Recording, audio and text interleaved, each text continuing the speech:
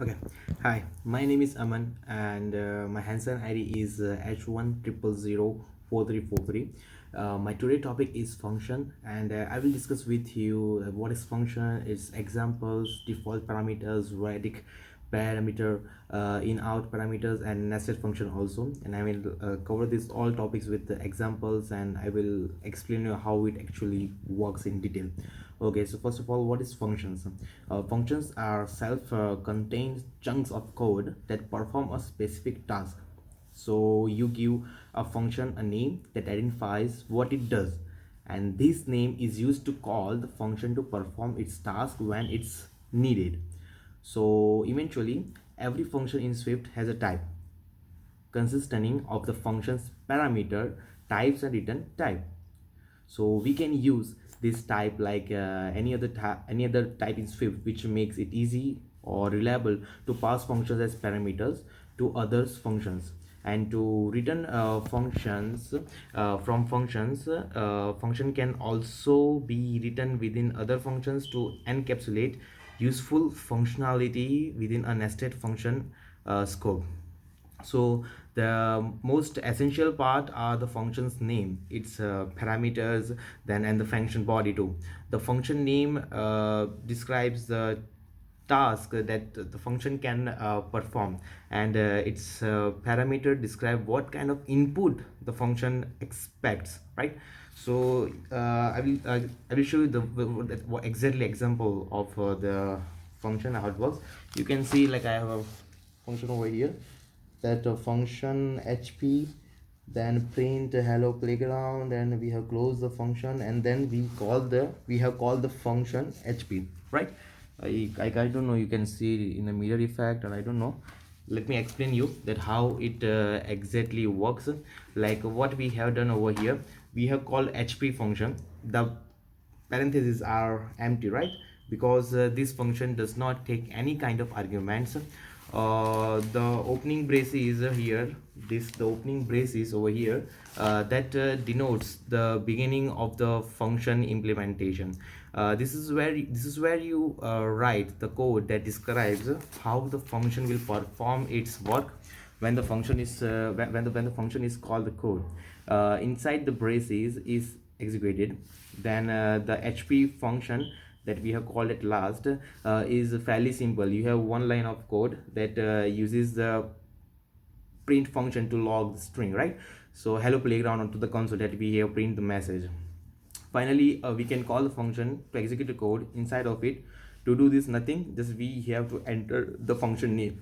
Sorry, we have to enter the function name like hp function, and that's it. And on the line following the definition of the function, calling the function executed codes and hello, that's it. Now I will explain what is function argument, labels, and parameter names, right? So each function parameter has both an argument label and a parameter name.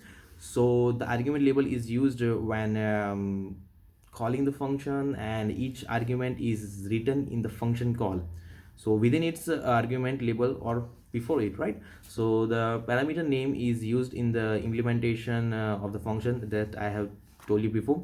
By default, parameters use their parameter name as their argument label. So basically all parameters must have unique names. Okay, so although it's possible for multiple parameters or a plethora of parameters to have the same argument, like a label or and a unique argument, labels help make your code more readable, more affordable, and more reliable, right? So like I will show you the example exit now, that how it will work.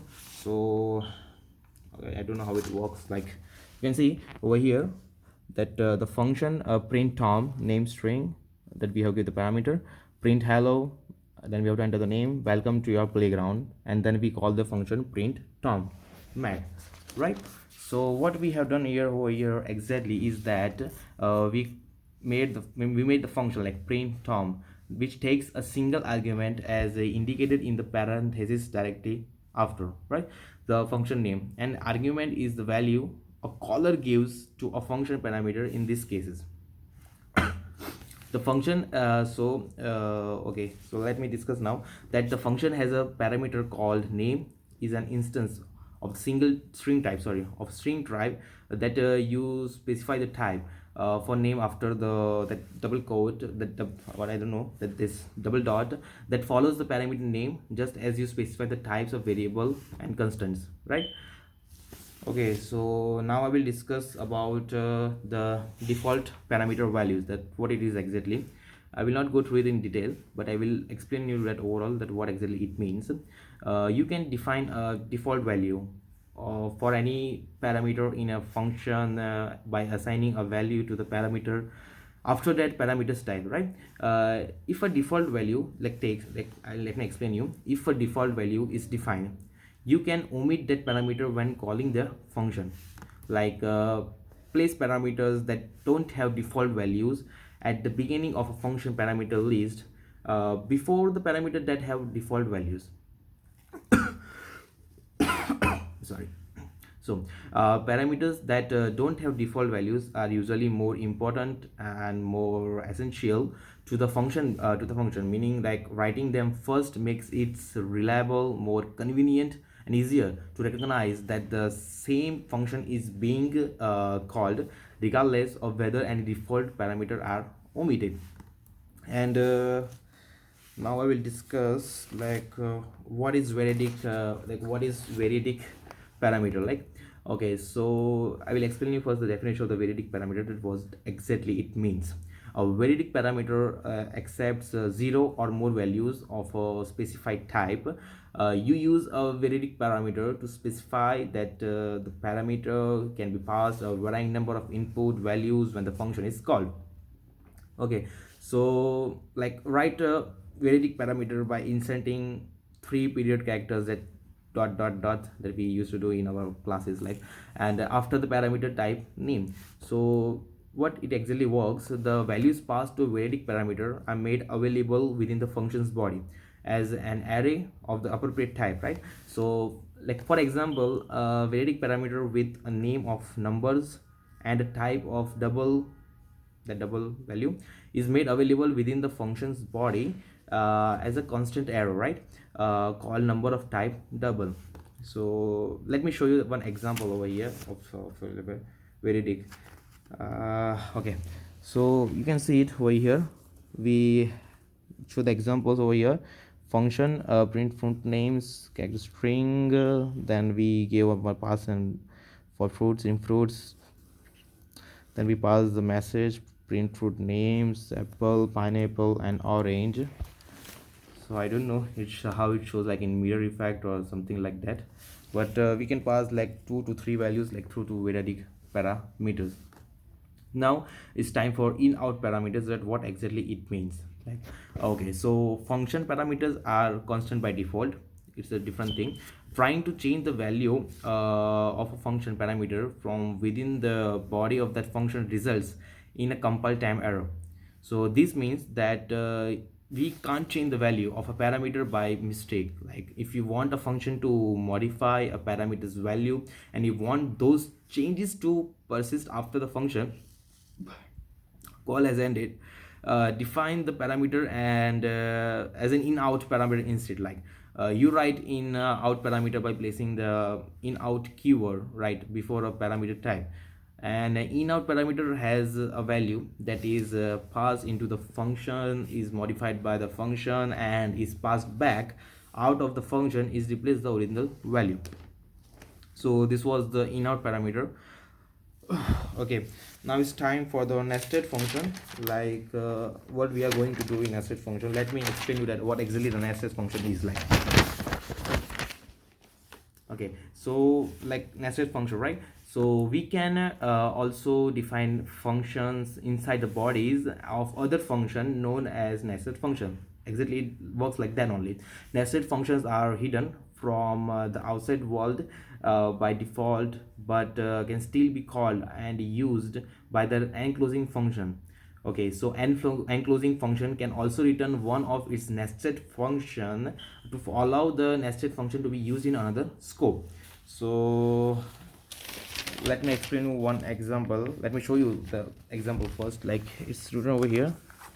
We have called the function output message by greeting message string, and we call another function inside the function which prints hello, and we call add greeting add print function and output message by greeting jack. Okay, so I don't know how it been seen in the video, but let me explain you that what exactly I have done in the example and how it exactly works. See, so okay, so in this program, the nested function that we call add greeting and print function being called from the enclosing function that put message by greeting jack, right? So the statement output message by greeting jack calls the other outer function, and the statement add greeting add print function, okay, inside the outer function calls the method which output hellos jack in the console, like in the display, right? Okay, so I have another example also to make it very clear. The example number 2 is like nested function with parameters and return values. So here it is, like function operate with symbol string with the integer function add number 1 integer, number 2 variable is locked for variable integer, return type number 1 minus number 2, that operation symbol 2 as subtraction. Okay, let me clear you all this also, that how this example 2 works, like if nested function with parameter and return values 2 also.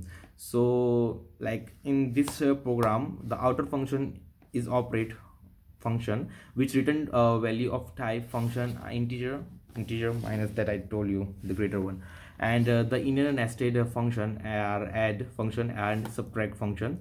So the nested function add and subtract function in a way are being used outside of the enclosing function operate function. This is the possible because the outer function return one of these functions. So we have used the inner function outside the enclosing function operate as operation 2 and 3, right?